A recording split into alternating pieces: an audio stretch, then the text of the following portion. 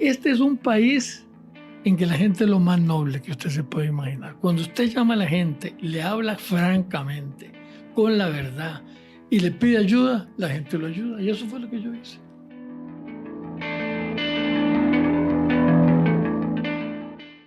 Buenas tardes, saludos. Estamos hoy en Escazú.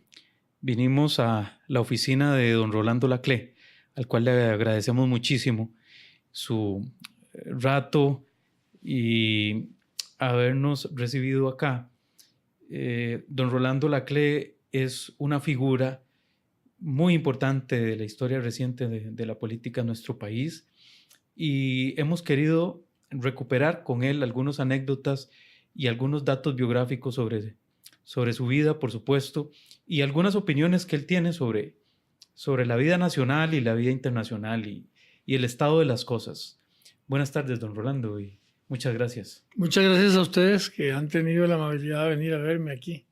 Estamos a la orden, Miguel. Me siento de verdad complacido de que me hayan buscado. Si puedo contribuir en algo para que este programa resulte interesante, estamos a la orden. Sin duda, don Rolando. Hay mucha duda porque esta generación, y pienso mucho en la gente joven, ha vivido de una forma más intensa la política. Yo recuerdo en los años 90, cuando yo estaba en el colegio y estaba ya aprestándome a entrar a la universidad, que había un llamado de la clase política permanente de que se incorporaran los jóvenes a la política. Yo me acuerdo, porque los jóvenes eran distraídos de la política, ¿verdad? Como que no les interesaba. Y ya en los años 2000 hemos visto cómo la gente joven incide tanto que pone diputados, por supuesto, y presidentes, ¿verdad? Yo me atrevería a decir que a Luis Guillermo Solís, por ejemplo, y al actual presidente Carlos Alvarado, en mucho llegaron a la presidencia por influencia de la gente joven, ¿verdad? Y además las redes sociales les ha dado... Y usted ha estado en muchas de esas épocas, porque su actividad política empezó de muy joven y ha conocido todo este proceso. Y parte de eso yo quisiera recuperar con usted esos elementos que me parece que es importante que la gente de hoy que participa en política los tenga presente, porque un país no se hace de la nada, ni es de generación espontánea. Hay ideas y hay un esfuerzo de construcción histórica permanente. Don Rolando, ¿por qué la política? ¿Por qué se distrae usted en la política, siendo que podía usted dedicarse a su carrera profesional, inclusive al tema empresarial? ¿Por qué le llama? ¿Dónde siente el llamado del tema político? Bueno, yo crecí en una familia muy política. Mi padre y mi madre se divorciaron cuando yo estaba muy joven. Y entonces yo fui a vivir a casa de mis abuelos. Mi abuelo materno, don Rubén Castro Eche, había sido ministro de gobierno de don Cleto. Había sido ministro de seguridad de don Cleto y secretario particular de don Cleto. Y había estado muy involucrado en la política en esos años. Pero además mantenía una relación muy cercana con los hermanos Calderón, tanto con el doctor como con don Paco. Y entonces yo nazco en el año 40 y empiezo, digamos, a tener uso de razón y entender algunas cosas alrededor del año 48, 49, ¿verdad? Cuando estalla en este país de toda la revolución de 1948. Y en mi casa el tema de la revolución del 48 y la figura del doctor Calderón eran una cosa constante y permanente, ¿verdad? Sobre todo después de que se pierde la guerra civil, don Pepe llega al gobierno, mi familia, algunos de mis parientes cercanos son encarcelados porque habían sido muy activos militantes del calderonismo. Mi abuelo no fue nunca detenido, pero también había sido perseguido un poco. Y conforme pasaron los días, en mi casa todo el tiempo se estaba hablando de un personaje, ¿verdad?, que a mí se me convirtió como en una cosa especial, ¿verdad? Que era el doctor Calderón. Entonces yo nazco en una familia que todo el tiempo están hablando de ese tema y por supuesto me interesó el tema. Cuando yo cumplo 14 años, en el año de 1954, mi familia decide hacer un viaje a México. Mi abuela, ya mi abuelo había muerto, pero mi abuela y mi mamá y mi tía, y mis primos, todos decidimos ir a México. Y el propósito de la visita es ir a ver al doctor Calderón. Ese era fundamentalmente el atractivo que para mi familia tiene el viaje a México. No era ir a ver las pirámides, ni ir a oír a Agustín Lara. No, era ir a ver al doctor Calderón. Que vivía en el Que exilio. vivía en el exilio en ese tiempo. A mí me toca ver al doctor viviendo todavía en la avenida Chapultepec. Yo me crié aquí con un grupo de gente anticalderonista, que eran mis amigos, ¿verdad? Mis amigos no eran calderonistas, la mayoría. Había algunos que sí, pero pocos. Y entonces había oído toda la historia negra, ¿verdad? Que el doctor Calderón era el dueño del puerto de Liverpool en México y que se ahorraba una plata aquí y que se había ido huyendo y que tal y que cual. Y cuando llego a México me encuentro un hombre que me cautivó desde el primer momento, desde que lo vi. El doctor Calderón tiene una personalidad extraordinaria, ¿verdad? Era un señor de una distinción y de una categoría superior, pero que vivía muy modestamente. Vivía en un apartamentito en la avenida Chapultepec, yo te diría que de clase media para abajo, ¿verdad? Muy, muy modesto. Toda aquella historia, toda aquella leyenda negra, a mí se me va enfrentando a la realidad de que eso no era así, ¿verdad? Y no sé por qué, hay cosas del destino, el doctor me coge simpatía.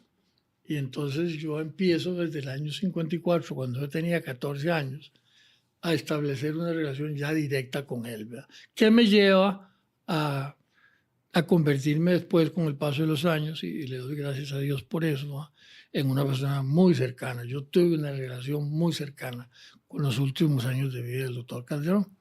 Entonces por ahí me metí a la política. Me metí a la política porque yo me hice calderonista de corazón. Cuando conocí al doctor me emocionó, fue muy generoso conmigo, me daba pelota, ¿verdad?, siendo yo un muchachillo jovencito. Y después me hice calderonista por convicción, porque después empecé a leer sobre su obra, sobre lo que había hecho, sobre lo que él pensaba, y conversaba mucho con él. Yo tenía oportunidad de ir mucho a su casa cuando él regresó del exilio aquí en Costa Rica. Había noches que yo llegaba a verlo y me decía: Rolando, llévame al barrio Carit porque está enfermo fulano, y me llamó y quiero ir a verlo. Entonces yo tenía un carrito ahí, Hillman, y con mi carrito lo llevaba ahí. Y por supuesto eso me involucró en la política muchísimo. Así comencé yo en esta cosa en la que duré 50 y pico de años, ¿verdad? Hasta hace unos añitos en que tomé la decisión de retirarme por lo menos de la vida activa, ¿verdad? Aunque mantengo siempre pues una actividad política, en el sentido que converso con mucha gente y hablo con alguna gente, tiene la gentileza de preguntarme qué pienso y qué creo sobre determinadas cosas. Sí, don Rolando, porque eso, para una figura como usted, eso de retirarse de la política es muy relativo, ¿verdad? Sí. De pronto ya no aparecerá en una fórmula o en una papeleta, pero supongo que las llamadas son constantes, las tertulias políticas, las conversaciones. Miguel, claro, eso lo mantengo, y no solo lo mantengo, sino que me gusta, ¿verdad? Y las preocupaciones por el país. Y yo tengo siempre una gran preocupación por el país, claro. Y ¿cómo se llama? Y bueno, después de todos esos años y las veces que fui diputado y tal y que cual, también fui comprendiendo que este país había que construirlo entre todos, ¿verdad? Entonces un poco, en mis últimas diputaciones, porque en la primera yo era muy joven, ¿verdad?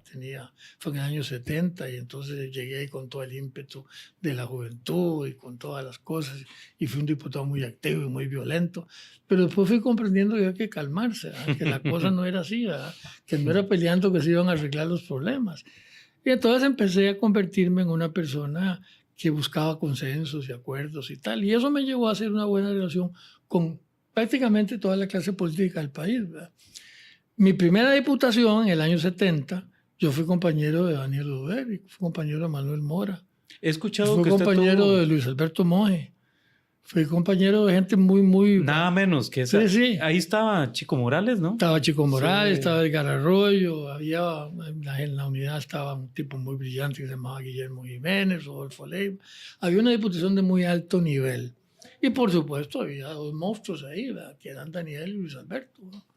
Sí. Entonces, Usted yo tuve la tenía- suerte de tener con ellos un primer contacto siendo muy joven y mantuve con ellos una relación de amistad pese a las diferencias políticas que tuvimos, ¿verdad? Sé que usted tuvo una relación muy cercana a Daniel Ojuer. Sí, yo aprecié mucho a Daniel, ¿verdad?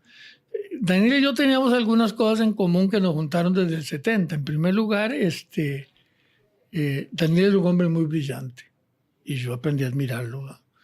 Porque él no era solo un político, ¿verdad? Daniel era un intelectual, ¿verdad? Un filósofo, un tipo que tenía grandes condiciones. Vivíamos muy cerca, ahí en Bello Horizonte. Y también en esa asamblea, en ese periodo, el que él fue presidente de la asamblea y yo era un joven diputado de oposición, ¿verdad? Entonces, yo había estado unos meses antes en un congreso de municipalidades en Nueva Orleans. Yo era regidor municipal del periodo 66 y 70. Y en ese congreso de municipalidades estaba el expresidente don Otilio Ulate. Como yo había sido mariachi de los mariachis bravos del 48, pues no tenía mucha simpatía por don Otilio. Pero llegáramos ahí, los chicos cuando nos encontramos en el extranjero, todos somos amigos. Y la verdad es que hicimos una relación, el grupo de regidores que íbamos aquí con don Otilio. Y don Otilio, una noche, nos tomamos unos traguitos ahí con don Otilio. Y una noche me dijo, vea, la Clea, me dice, yo le he seguido a usted ahí en la municipalidad, usted es muy agresivo, usted es un buen regidor, no sé qué. Y ahora va para la asamblea, dice. Y usted se va a encontrar ahí con una persona que tiene una gran influencia en la política y va a ser más influyente más adelante. Me recuerdo muy bien que don Otilio me dijo eso, que es don Daniel Oduer. Y yo le voy a contar una anécdota mía, me dijo don Otilio. Le dije, sí, ¿qué fue don Otilio? Me dice, vea, yo pasé muchos años tratando de tener un pleito con don Ricardo Jiménez, porque yo sabía que si yo me peleaba con don Ricardo, yo iba a crecer en política. Y entonces don Ricardo no me daba pelota. Y como yo seguía peleando y buscando la manera, así que un día don Ricardo me tomó en cuenta y ahí fue donde yo salí a la política. Me dice, usted tiene que tener un pleito con Daniel Oduber. Bueno, no fue en saco roto que le echó el cuento. Yo llegué a la asamblea, ¿verdad? Y desde el primer día, Daniel era el presidente de la asamblea. Y entonces yo me levantaba y yo, no, es que no está diciendo no es así, porque el artículo tal dice tal cosa y tal. Y Daniel, que era un tipo muy inteligente, pasó como 8 días, ¿verdad?, oyéndome el cuento. Como a los 8 días llegó Rosario, que era la secretaria de él, un día y me dice, mire, el presidente quiere hablar con usted. Y entonces yo me fui a la presidencia y ahí estaba Daniel. Y Daniel me dice, vos querés tener un pleito conmigo, ¿verdad? Entonces yo le conté el cuento. Le dije, mire, le voy a contar la verdad. Y me dice, bueno, dentro de 8 días vamos a tener un pleito aquí. Y de verdad, a los 8 días, como un motivo de alguna cosa, nos echamos un pleito. Y bueno, ya Daniel me tomó en cuenta, me contestó. Y para mí eso era, digamos, una cosa muy importante. Y a raíz de ahí, en adelante hicimos una muy buena relación personal, ¿verdad? Y la verdad, cuando él murió, en medio de aquella gran leyenda negra que le habían fabricado en los últimos años de su vida, que Sí. para mí fue una injusticia Sí. terrible, yo fui de la poca gente que levanté la voz cuando él murió para reconocerle todas las cosas buenas que Daniel le había hecho por Costa Rica. Le voy a aprovechar para contar, yo por lo general no cuento anécdotas porque eso se trata del invitado, pero es tan estimulante las figuras que usted cita y los momentos que me he obligado. El día antes que don Daniel muere, o el mismo día, no me acuerdo, don Daniel está en San Ramón de Alajuela y él va a una asamblea nacional de liberación nacional, hay una actividad allá en un gimnasio en San Ramón de Alajuela que se llama Gimnasio Gabelo Conejo. Y era con motivo también, me parece, que de la celebración del aniversario de Liberación Nacional. Bueno, voy a hacer un resumen. a él lo trataron muy mal, a don Daniel lo trataron muy mal en esa actividad. Entonces nos fuimos un grupo de jóvenes con él y le pedimos que fuera a dar el discurso que él tenía preparado en esa asamblea, que no lo dejaron hablar, o sea, no lo dejaron ni entrar. No, lo dejaron entrar, pero no dejaron participar. Cosa que me parece una barbaridad, pero... Entonces, que nos fuéramos a la casa de don Pepe. Don Pepe todavía existía ahí la casa original donde había nacido don Pepe, en el costado norte de la iglesia de San Ramón. Y le pusimos unos bloques de cemento y un grupo importante de gente le escuchamos dar un discurso, que una cosa extraordinaria, y con sus gestos y aquel señorío que él tenía un carisma muy atrayente. Bueno, y él muere esa noche o esa madrugada. Noche. Sí, esa noche. Entonces, sí, porque, digamos, compartí un pequeño lapso de la vida de él. Estuve con él unas 5 o 6 oportunidades antes de esa última, por supuesto. Y me pareció que era un hombre extraordinario. O sea, realmente era un costarricense que sobrepasaba. Inclusive hoy día, la mayor parte de la gente que oigo comentar de él siempre se refiere en términos de hombre brillante, de hombre intelectual y siempre haciendo un esfuerzo por ponerlo muy por encima de la media, ¿verdad? Que domina Y así nuestro era, entorno. la verdad. Él era un hombre muy brillante. Tal vez era el político más intelectual de aquel tiempo, ¿verdad? Después hubo otros muy brillantes, como don Oscar y como Miguel Ángel, ¿verdad? Que también fueron intelectuales importantes metidos en política. Pero en aquellas épocas yo creo que Daniel era, sin lugar a dudas, el más intelectual de los políticos, ¿verdad? Devolvámonos un poquito, don Rolando. ¿Usted tuvo algún contacto nuevamente con don Otilio o fue solo yo solamente lo vi en ocasión? esa oportunidad y después en alguna ocasión me lo encontré de nuevo y entonces le conté el cuento que había tenido la oportunidad de echarme el pleito con Daniel. Sí Pero le no pudo contar que le sí, se cumplió lo pude contar, sí. el consejo. Sí, porque hubo una cena de Navidad que por alguna razón coincidimos y entonces yo le conté la ¿Y historia. qué impresión le dio de la personalidad de don Yo Otilio? conocí poco a don Otilio, la verdad es que conversé con él 2 veces, ¿verdad? Conmigo fue generoso porque me tomó en cuenta y me echó esta anécdota que me sirvió de tal, pero no tengo, digamos, de él una visión como poder dar una opinión sobre él, ¿verdad? Sé por lo que he leído y por la historia que fue un hombre muy inteligente, un diputado muy agresivo también, ¿verdad? Y bueno, condujo al país a la guerra civil, ¿verdad? Porque en realidad fue don Otilio el que condujo a este país a que se produjera lo que se produjo, ¿verdad? Lamentablemente. Por supuesto. ¿Cómo fue su infancia, don Rolando? ¿Dónde creció usted? Bueno, mire, yo nací en Aruba, una islita que queda ahí cerca de las costas de Venezuela, porque mi madre se fue con mi abuelo paterno, cual les repito, que consiguió un trabajo en Aruba, y estuvieron ahí viviendo unos años. Ahí conoció a papá, se casaron, ahí nací yo. ¿Ambos costarricenses? No, papá era arubano, papá era de Aruba. De verdad.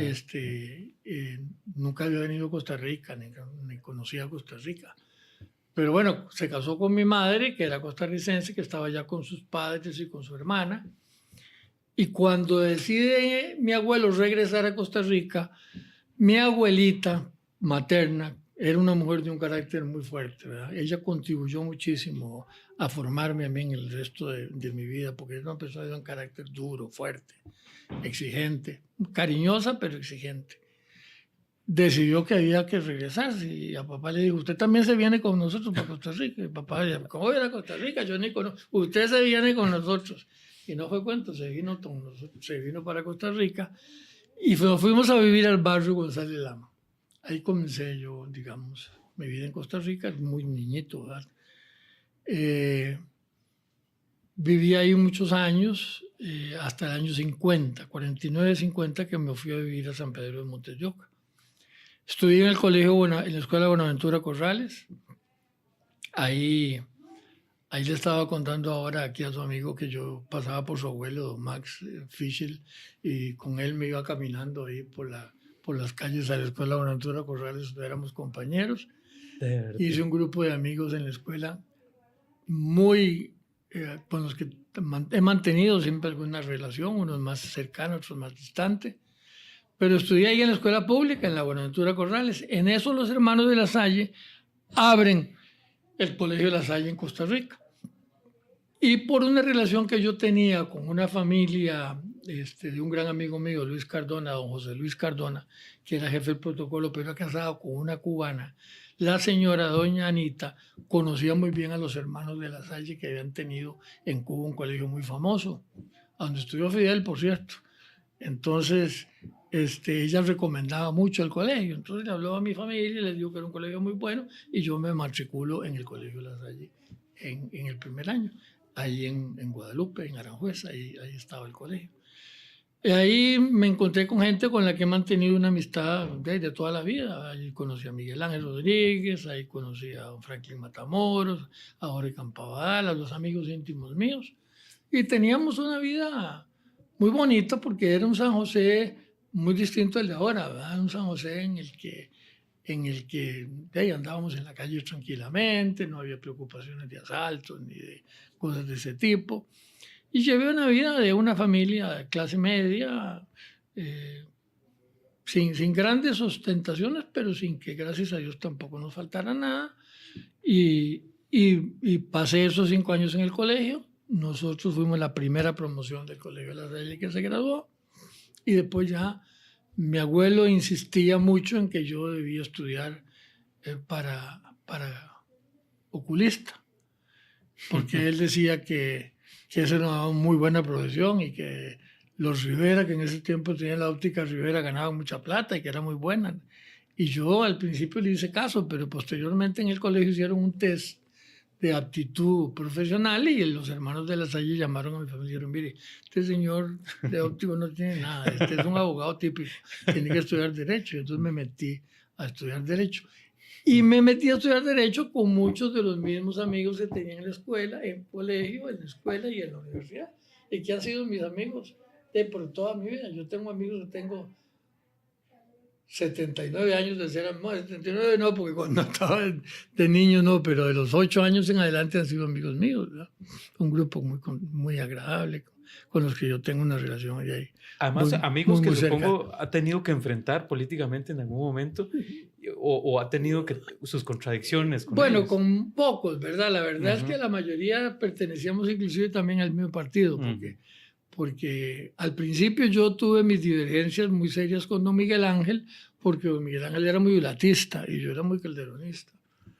El otro día que vi el podcast que ustedes le hicieron a Miguel Ángel, lo vi cuando recordaba el cuento de que él había iniciado su vida política con don Mario Chandi. Sí, correcto. Y me estaba acordando de que efectivamente fue el primer enfrentamiento que tuvimos él y yo, porque yo apoyaba al doctor Oriamuno.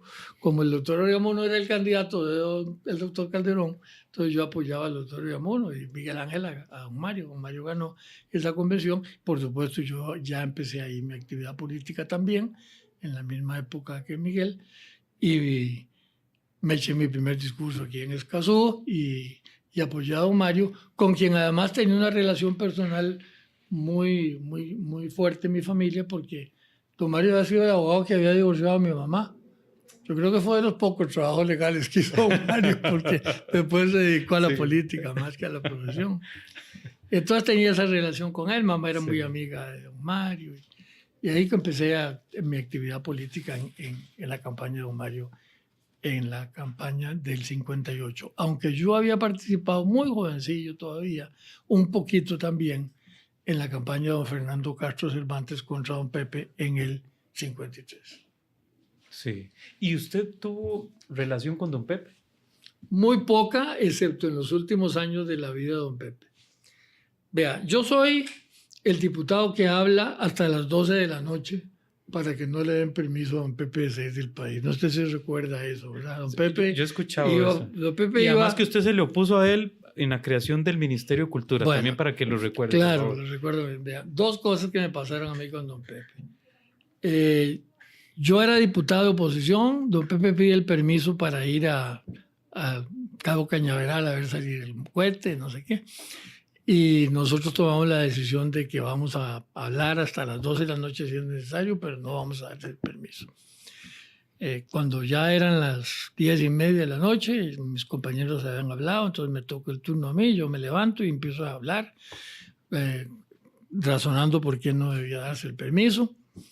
Y al final faltaban como 20 para las 12. Daniel era el presidente de la asamblea, entonces él me manda a llamar. Me dice, vos vas a hablar hasta las 12 para no seguir en esto, nos vamos mejor de una vez. Y yo voy a hablar hasta las 5 de la mañana si es necesario.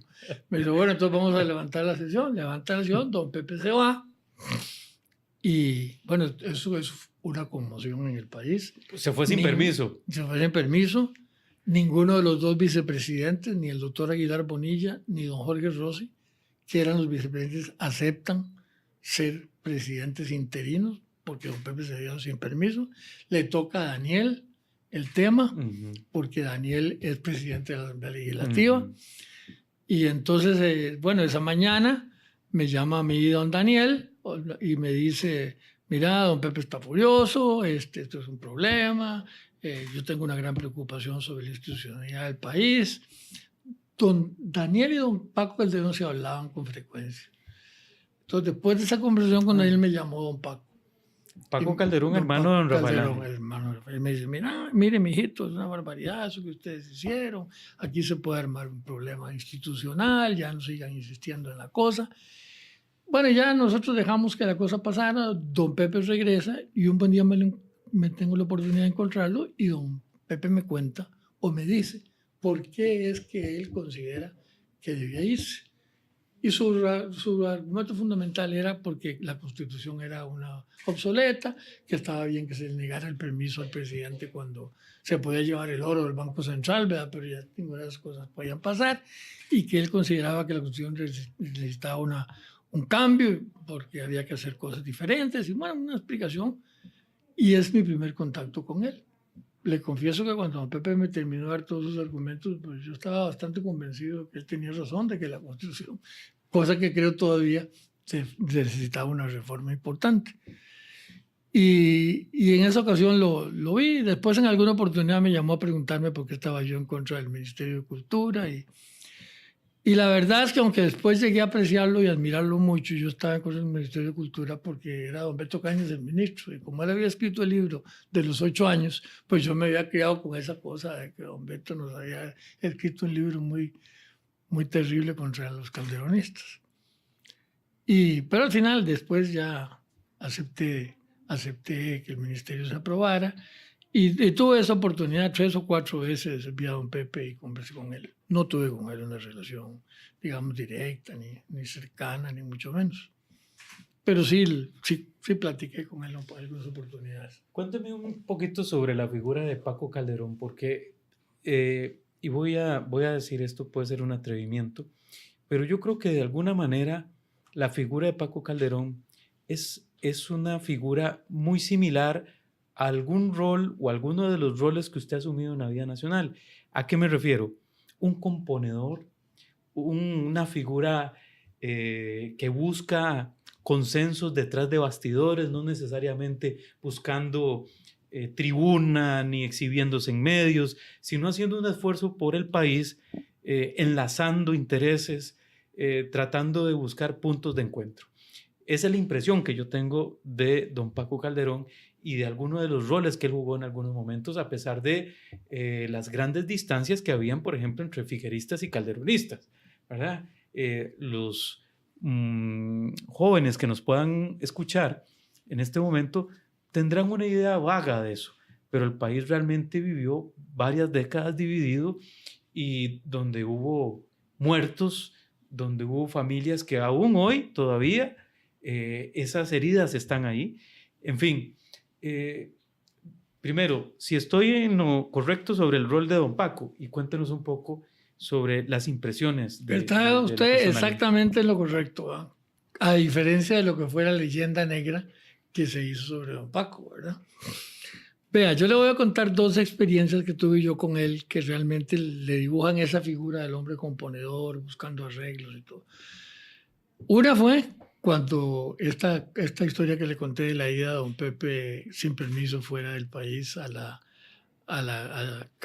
Cabo Cañaveral, Florida, y nosotros nos habíamos opuesto. Ese día, entre las cosas que don Paco me dijo fue, mire, Don Paco conocía bien a don Pepe porque algo habían tenido que ver en la escuela o en el colegio. Yo no puedo precisarte, pero recuerdo que habían sido contemporáneos o alguna cosa. Y alguna comunicación de algún tipo después de los hechos del 48 llegaron a tener. Les refiero eso por otra anécdota que le voy a contar ahora. Y entonces en esa oportunidad me dijo, mire, mi hijo, este país tuvo una división muy profunda en el 48, una guerra civil horrible. Yo no quiero que eso se repita, no quiero que ustedes hagan una oposición destructiva y yo le pido por favor que ya bajen la temperatura con esta cosa, porque Pepe es capaz de cerrar la asamblea, me dijo, y no, eso no le conviene a nadie en el país y no sé qué. Ahí vi yo la figura componedora de don Paco. Después conocí mucho la relación buena que él llegó a establecer con Daniel, ¿verdad? En que se cambiaban impresiones sobre muchas cosas necesarias en el país. A diferencia de lo que mucha gente cree, eso no es malo, ¿verdad? Es que mucha gente en este país satanizó los acuerdos políticos y los entendimientos y las conversaciones. Y yo creo que estaban muy equivocados. Es decir, la Costa Rica que se forjó, la Costa Rica grande que tenemos se formó a base de conversación, de diálogo, de entendimiento entre las fuerzas políticas. Yo soy un enamorado del bipartidismo. Yo creo que el bipartidismo le hizo un gran bien a este país. No porque yo fuera un personaje, digamos, importante en esa época del bipartidismo, sino porque yo reviso la historia y digo, bueno, cuántas cosas buenas se pudieron hacer gracias al entendimiento de los partidos, ¿verdad? Y don Paco era un personaje muy en esa línea, ¿verdad? Muy en la línea de que había que buscar un entendimiento y tal. La persona que más se opuso, eso lo supe yo luego por mi abuelo, que participó muy activamente en eso, para que no se reconociera la elección de don Otilio como no la reconoció la Asamblea, fue don Paco. Don Paco siempre quiso que se reconociera la elección de Ulate. Porque además el calderonismo quedaba ahí en condiciones muy buenas, ¿verdad? Tenía mayoría en la Asamblea y tal y cual. Pero en fin, lo que quiero decirle, yo lo conocí muy bien, llegué a tener con él una relación muy, muy, muy cercana, muy afectuosa. Y don Paco era eso, era un hombre que siempre andaba buscando cómo encontrar consenso, cómo encontrar acuerdos, cómo encontrar que la gente no volviera nunca a repetir lo que había pasado en el año 40. Y influyó mucho en usted, entonces. Influyó mucho en mí. En ese darle forma. En ese espíritu de buscar acuerdos don Paco fue definitivamente un maestro para mí, ¿verdad? Porque yo lo veía a él cómo trabajaba en ese sentido permanentemente, ¿verdad? Para tratar de conseguir que el país avanzara y que hubiera acuerdos, ¿no? El doctor era la figura, digamos, más imponente, ¿verdad? Dentro del partido, ¿verdad? Porque esa era la realidad, él era el líder, el hombre que la gente le tenía, los que eran sus amigos, una adoración, ¿verdad? Pero don Paco era la persona, digamos, que armaba los acuerdos políticos y los acuerdos políticos. Y de él aprendí mucho, ¿verdad? Yo me siento muy afortunado de haber tenido la oportunidad de estar muy cerca de los dos, ¿verdad? Tanto del doctor como de don Paco. Se dice, uno revisando, ya yo tenía alguna madurez, no comprendía por supuesto todo, pero ya tenía una idea de la vida nacional con un poco más de detalle en el gobierno de Rafael Ángel Calderón. Y yo recuerdo que en ese gobierno hubo una crisis. Ya en aquel tiempo por parte de los académicos y los teóricos se hablaba mucho de la ingobernabilidad, era una frase muy común, ¿verdad? Pero que venía de un poco de la teoría política de aquel momento, de las ciencias políticas y demás. Y bueno, ya Rafael Ángel Calderón comenzaba a vivir un poco las dificultades de eso, de la dificultad de las tomas de decisiones. Y usted era diputado en ese periodo. Y a usted le piden que abandone la curul para que asuma el Ministerio de la Presidencia. Y ese gobierno se rearma, se reorganiza y tiene un nuevo aire. Esa es un poco la interpretación que da la misma prensa en aquel tiempo. Llegó un hombre de peso, de señorío, de respeto, gente que puede comunicarse con los diferentes actores, porque no hay que reducir esto a los partidos políticos. Aquí había que hablar con las cámaras, había que hablar con las universidades, había que hablar con los sindicatos, etc. el rol de un ministro de la presidencia que se ha desmejorado muchísimo. Para mí, los dos últimos ministros de la presidencia de gran relevancia fueron don Rodrigo Arias y Rolando Laclé. Esa es una apreciación muy personal. Pero quería, don Rolando, que me refiriera usted un poco a cómo considera usted ese momento en el que usted interviene más directamente en el Ejecutivo, en el gobierno de don Rafael Ángel, y dónde estuvo la clave. ¿Qué fue cuáles fueron sus decisiones? Miguel, yo era diputado por tercera vez y eso era lo que me gustaba. Tanto me gustaba que fui 4. 4 veces. Recuerdo perfectamente que, bueno, yo estaba ejerciendo mi función de diputado. Estábamos más o menos en el mes de septiembre. El primer año. El primer año, sí, agosto, septiembre. Ya mi nombre se mencionaba muy fuertemente como próximo presidente de la Asamblea Legislativa. La verdad es que el partido tenía mayoría en la Asamblea, podía libremente elegir el presidente. Y yo estaba muy cómodo en la Asamblea, era lo que me gustaba y estaba contento. Y además le confieso que la ambición de mi vida era ser presidente de la Asamblea Legislativa. Entonces yo estaba muy contento porque sabía que me faltaban unos meses para ser presidente de la Asamblea. Cuando me llama el presidente Calderón. Rafael Ángel y yo hemos tenido durante toda la vida una relación muy, muy cercana, producto de mi relación con su papá. Y me cita a la presidencia. Recuerdo que estaba presente don Luis Fishman en esa ocasión y me dice que tiene una pequeña crisis. Don Telmo Vargas era el ministro de Hacienda.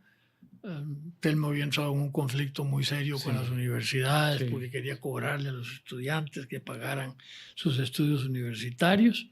Tesis que no estaba tan loca, pero bueno, causó un revuelo muy grande.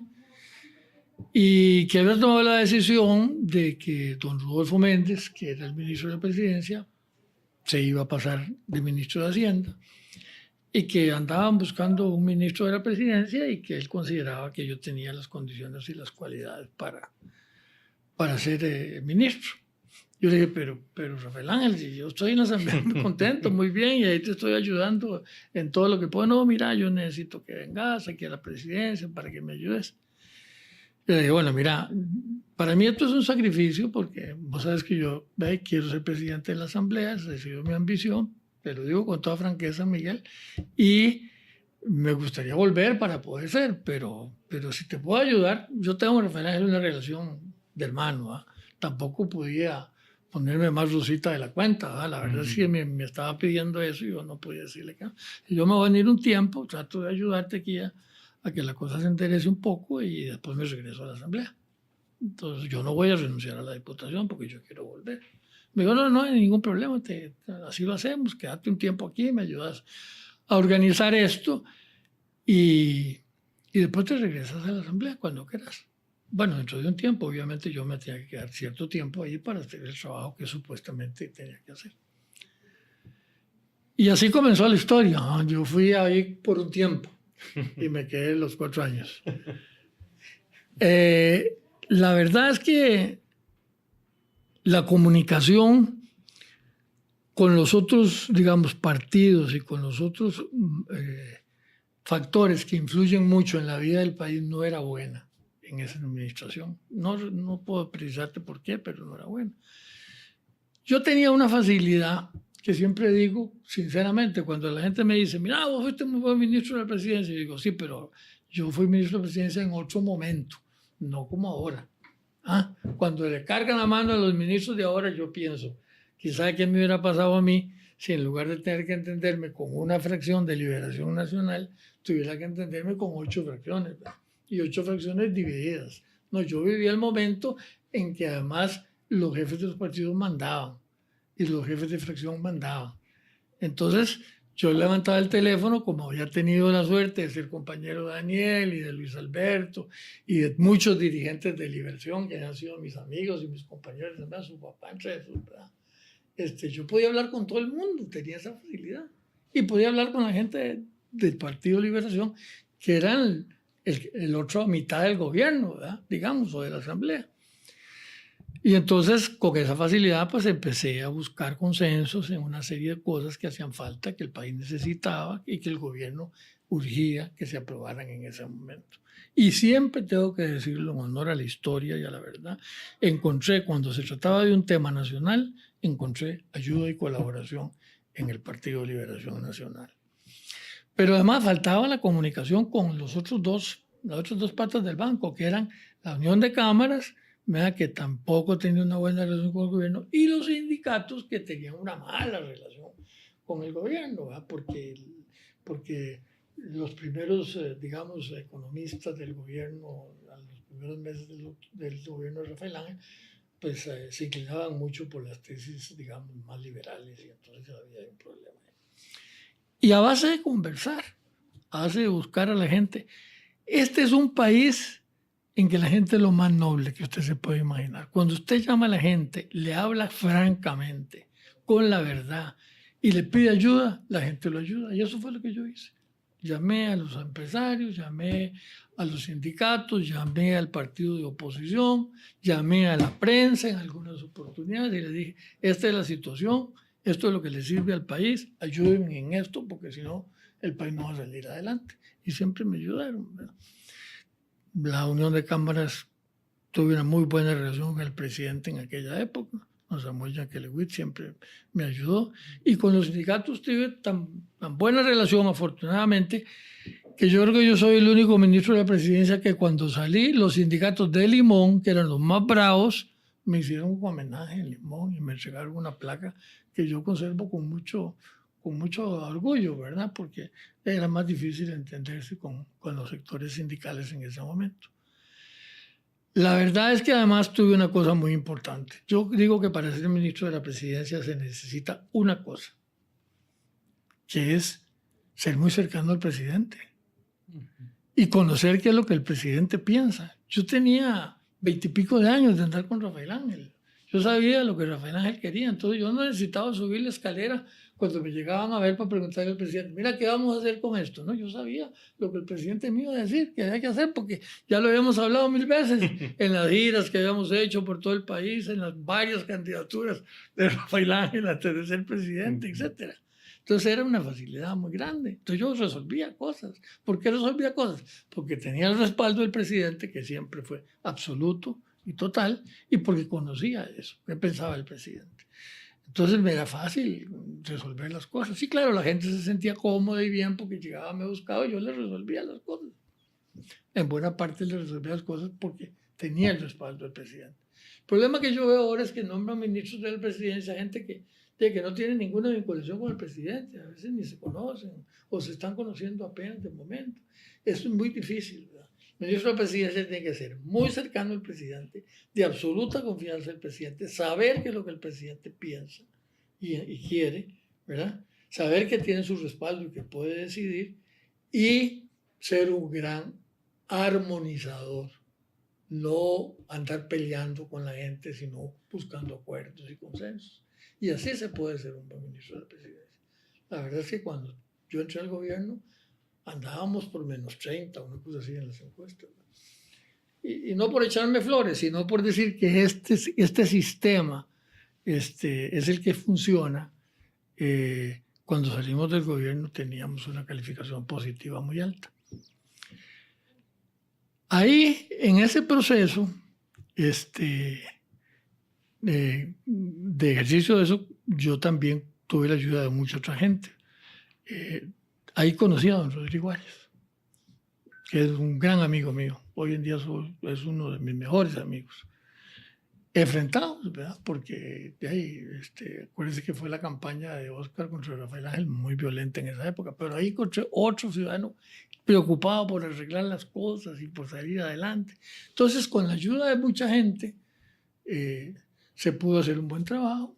El gobierno del presidente Calderón salió muy bien y yo entendí lo que he venido predicando durante los últimos años de mi vida, todos los días, y es: solo salimos adelante si buscamos acuerdos.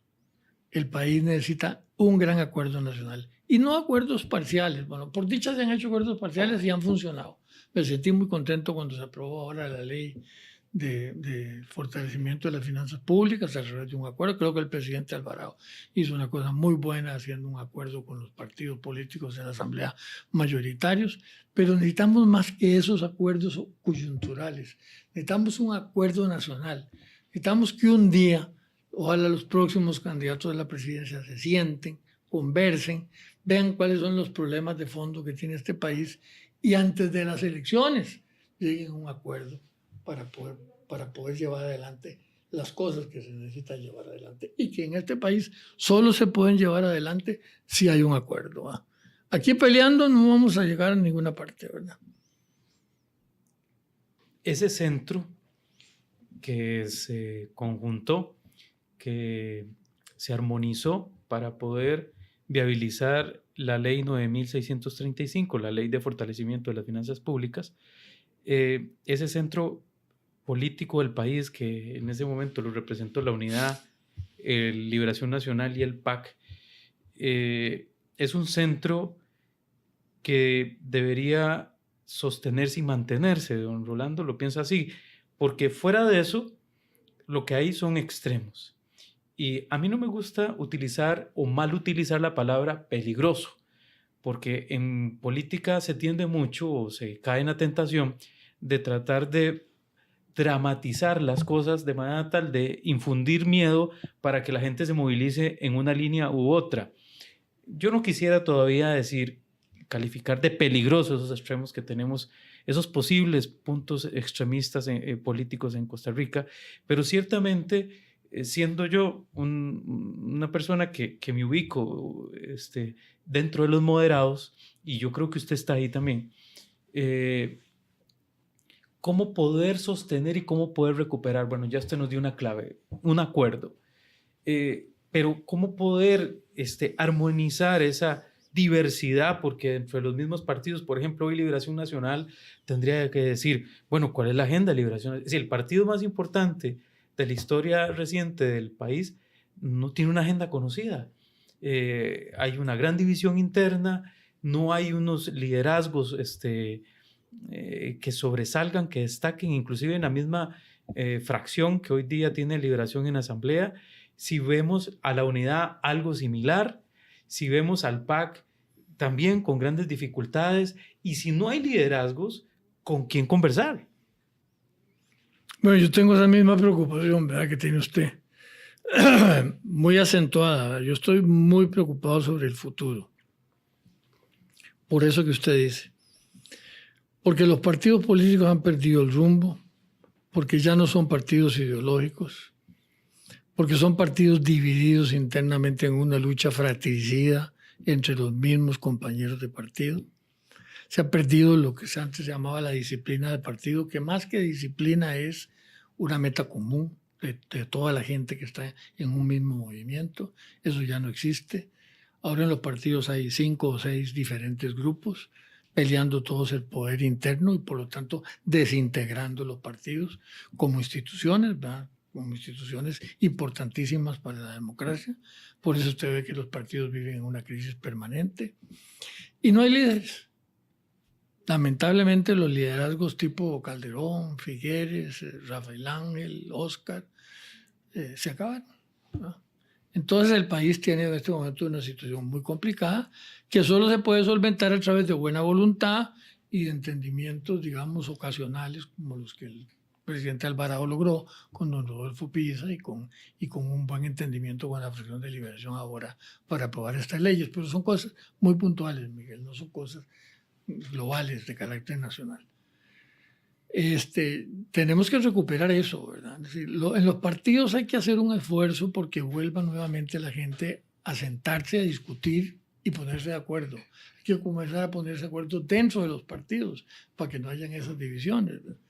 Y entonces ya con los partidos otra vez organizados en armonía, con ideología, con pensamientos, con posiciones ideológicas.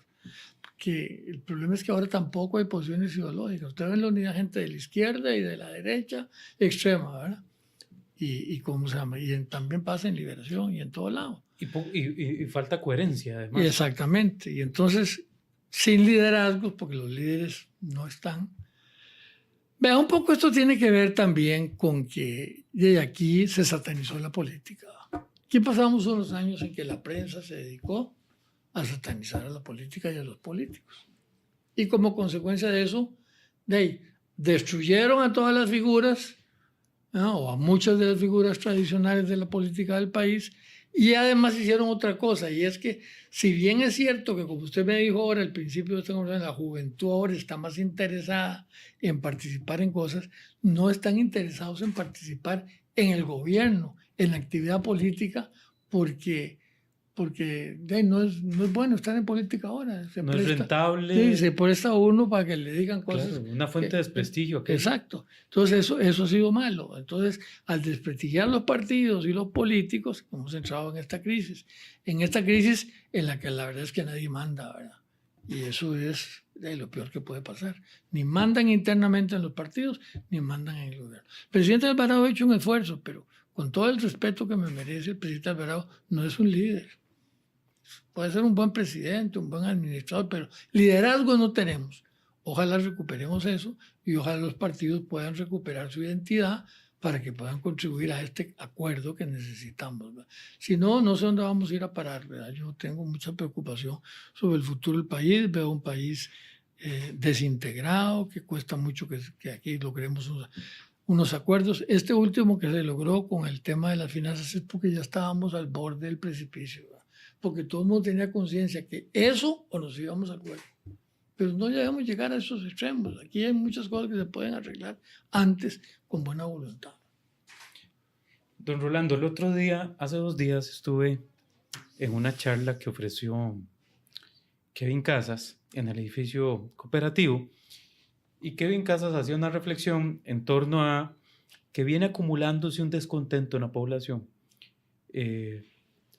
Por ejemplo, el deterioro institucional que tiene el país. El país ha dejado de darle respuestas al costarricense, no se le atiende bien en la caja, va a una municipalidad y los trámites duran semanas, el gobierno central tiene una gran dificultad para desarrollar obra pública, etc. No mencionar otros temas de fondo que son preocupantes como la educación, por ejemplo, que ya no da las respuestas que el país requiere. Entonces, Kevin Casas hacía un recuento y dice, mire, se viene acumulando un descontento y ese descontento alguien lo va a capitalizar, y no necesariamente va a ser alguien moderado o alguien que sepa o que tenga una responsabilidad sobre el destino del país, sobre el horizonte común que tenemos que construir. ¿Usted está de acuerdo con eso? Absolutamente. Eso fue Chávez en Venezuela. Sí. Y eso es lo que están pagando, ¿eh? Sí. Eso ha pasado en otros países ya, ¿verdad? Es precisamente que el descontento de la gente ha aumentado todavía más, ¿verdad? Porque efectivamente de ahí tenemos una situación económica complicada, ¿verdad? Nunca ha habido un 12-13% de desocupación, ¿verdad? En la historia reciente del país. Hay una situación económica compleja. La gente cree que ya todo se resolvió con aprobar el plan fiscal, pero no es cierto. Si no hacemos más cosas, y yo cada día siento menos posibilidades de que la hagamos, por eso que estábamos platicando, porque el centro en la Asamblea ya se está empezando a dividir por cuestiones puramente electorales, porque el presidente va perdiendo popularidad, etc. Entonces vamos a volver a caer en una crisis. Y esa crisis, el que la va a aprovechar es un loquito. Un día de estos aparece un loquito, como Chávez y como algunos otros que ya conocemos, ¿verdad? Y eso es muy peligroso. Hay que recuperar la seriedad en la política, hay que recuperar la madurez, hay que recuperar el entendimiento, hay que recuperar objetos comunes para salir adelante, ¿verdad? Y tenemos que hacerlo pronto. Yo coincido con Kevin 100% en eso, ¿eh? Y tengo esa misma preocupación. Porque si me dijeran que eso lo va a capitalizar uno de los partidos democráticos, etcétera, no me preocupa tanto. Lo que me preocupa es que las salidas que los pueblos han tenido frente a esto no han sido esas, ¿verdad? No ha sido la institucionalidad, no ha sido la institucionalidad, ha sido la locura, ¿verdad? Sí, las respuestas antisistemas más bien, y Claro. antiinstitucionales y Claro, antidemocráticas. y el populismo ese que va engañando a la gente y mintiéndole y fabricándole cosas que no existen, ¿verdad? para ir acabando, don Rolando, quisiera buscar su opinión sobre esto. Pareciera ser que tanto la agenda, y no es que estoy buscando que usted entre en una crítica malsana o mal dirigida con los gobiernos, con los dos últimos gobiernos, no estoy buscando eso, de una vez lo aclaro. Quisiera ir más bien a los hechos, al objetivo. Y mi impresión es que los dos últimos presidentes, me refiero a Luis Guillermo Solís y a Carlos Alvarado, han puesto unas prioridades que yo creo que no son las prioridades. Vamos a ver. Tenemos un problema serio de crecimiento económico. No crecemos lo suficiente. Tenemos un problema creciente de desempleo. Tenemos una serie de preocupaciones en torno a la educación. O sea, lo que se ha llamado estructural está muy debilitado. Y eso estructural tiene que ver con la calidad de las instituciones, del funcionamiento de las instituciones. Y ahí hay un deterioro claro. Y pareciera ser que las prioridades de ellos no están en las reformas del Estado, no están en una reactivación económica que yo podría decir que debería estar ligada a decisiones, por ejemplo, que tienen que ver con la Alianza del Pacífico, en promover una Alianza del Pacífico. En fin, don Rolando, ¿coincide o no usted en el sentido de que las prioridades están invertidas o que no se le está dando suficiente énfasis a esos problemas de fondo como la pobreza, por ejemplo, que hay miles de costarricenses que la están pasando muy mal y cada día peor? Sí, coincido plenamente con eso y también es una preocupación muy grande que yo tengo. Aquí desde afuera, desde mi autoexilio, yo veo las cosas ahora con más frialdad y con más tranquilidad y entonces esas preocupaciones todavía se me hacen más grandes precisamente por eso. Como no estoy involucrado directamente en la cosa, las veo desde afuera, siento que nadie se preocupa por ellas y me angustio más, ¿verdad? De ahí, la campaña electoral anterior fue una muestra clarísima de eso que usted está diciendo, Miguel. Aquí el presidente se escogió quien estaba más a favor del matrimonio igualitario y del aborto y de las cuestiones religiosas que de los planteamientos de fondo sobre la estructura del Estado, sobre lo que realmente nos afecta a todos, ¿verdad? Y las consecuencias son las que tenemos hoy, ¿verdad? Este es un país mal administrado.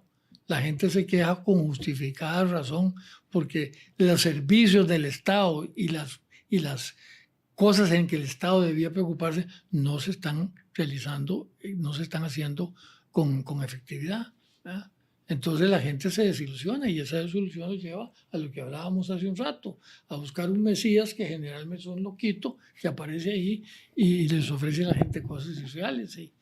Eso es muy serio, yo coincido plenamente. Y coincido plenamente en que eso es culpa fundamentalmente del PAC. El PAC le ha hecho un gran daño a este país. Yo lo digo con toda claridad, porque le ha invertido las prioridades y porque además realmente no han cumplido con las cosas que dijeron y que ofrecieron, ¿verdad? Y entonces tenemos que recuperar la seriedad en la política. Yo creo que aquí se ha perdido la seriedad. Nos pasaron predicando la moral, ¿no? Ellos eran los dueños de la moral. Orinaban agua bendita. Y vean lo que pararon. ¿Ah? La estafa más grande de la historia de Costa Rica se hizo en el gobierno pasado. Ahora estamos viendo, ¿verdad?, que fabricaron toda una novela y toda una estructura para estafar al gobierno en 800 millones de colones, ¿verdad? Que usted no necesita inducirme, no se preocupe por eso, a que yo hable mal del gobierno y el anterior. No, yo no hablo mal del gobierno específico, hablo mal de las cosas que han hecho mal y que le están haciendo un gran daño a este país, ¿verdad?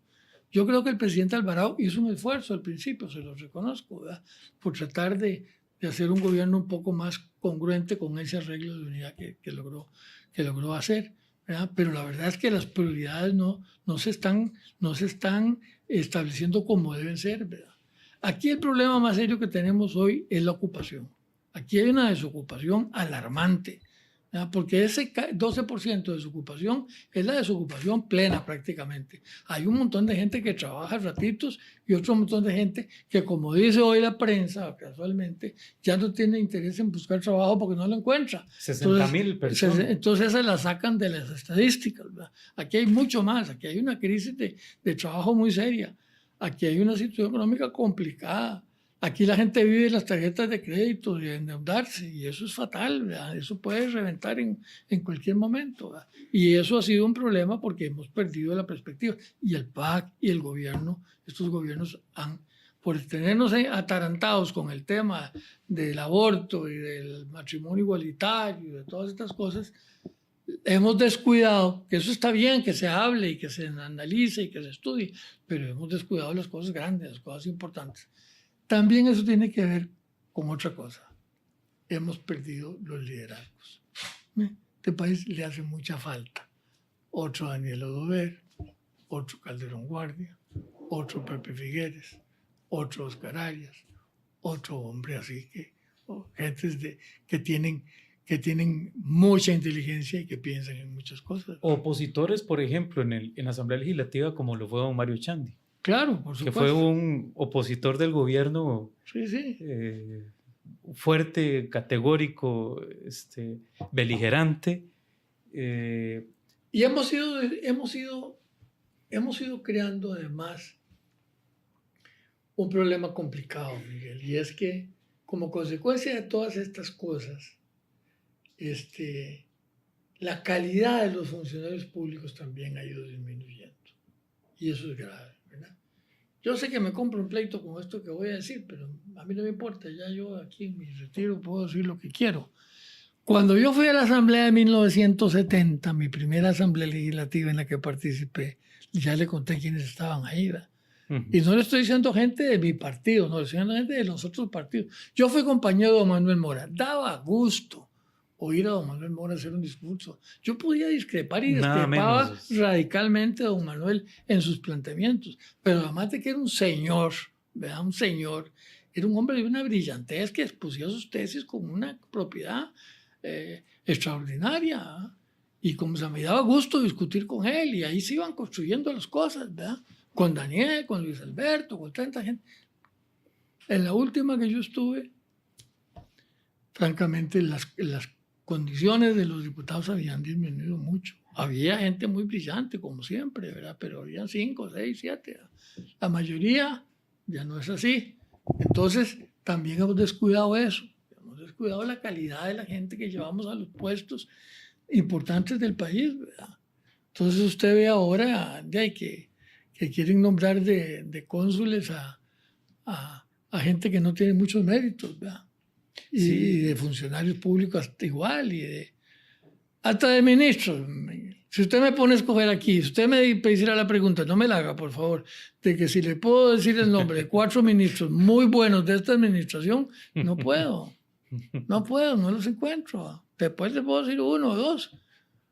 Esa es una realidad, muy triste, pero es una realidad. Pareciera ser que antes se buscaba la política como un medio para alcanzar prestigio social, y hoy día es todo lo contrario. Si usted quiere desprestigiar a su familia y a su persona como tal, métase en política. Es un paso que, si no tiene nada malo que le digan, se lo inventan, y además corre como el fuego, y una vez que eso corrió, se instaló, y es muy difícil revertirlo. Es hasta cruel con las personas lo que está pasando en los medios de comunicación, y por supuesto que la clase política, que es la más expuesta, ¿verdad? Pero se han cometido muchísimas injusticias, me parece. Así es, y eso le hace un gran daño, le ha hecho un gran daño al país, ¿verdad? Yo espero que rectifiquemos en eso, ¿verdad? Para que mucha gente otra vez de condiciones y de capacidad se vuelva a meter en la política. Para cerrar, como última consulta, don Rolando, ¿qué consejo le daría usted a Carlos Alvarado en este momento de su gobierno? Vea, que no deje que se le rompa esa mayoría parlamentaria que logró en los primeros días de su gobierno. Que trate de mantener eso por un rato más. Es inevitable que eso se va a romper, pero que lo atrase lo más que pueda. Y que se concentre precisamente por eso en las cosas más importantes ahora, que no distraiga la atención del país en cosas secundarias. Este país necesita ahora dos cosas fundamentales: terminar de resolver la situación fiscal que no está resuelta y un plan de reactivación económica. Por Dios, presidente, necesitamos un plan de reactivación económica. Este país está parado.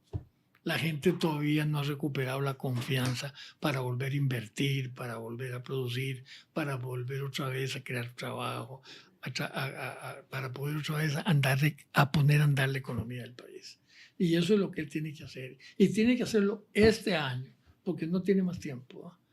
Ya después del año entrante está la gente en política, desgraciadamente. Las elecciones municipales. Las elecciones municipales van a estorbar, pero eso podría todavía el presidente de alguna manera manejarlo, pero tiene que mantener esta mayoría seria que ha tenido, esta que le ayudó a aprobar el plan fiscal, que le ayudó a hacer las reformas al reglamento de la Asamblea, y concentrarlo en las cosas urgentes. No se distraiga, presidente, en cosas que no son las de fondo de las urgentes. Las urgentes son reactivación económica. Eso es lo que necesitamos. Usted ofreció trabajo, trabajo y más trabajo en su discurso. Bueno, déle oportunidad a los costarricenses de que tengan trabajo, trabajo y más trabajo. Pero en su gobierno no hay trabajo, presidente. Bien. Muchas gracias, don Rolando. Muy amable. Mucho gusto.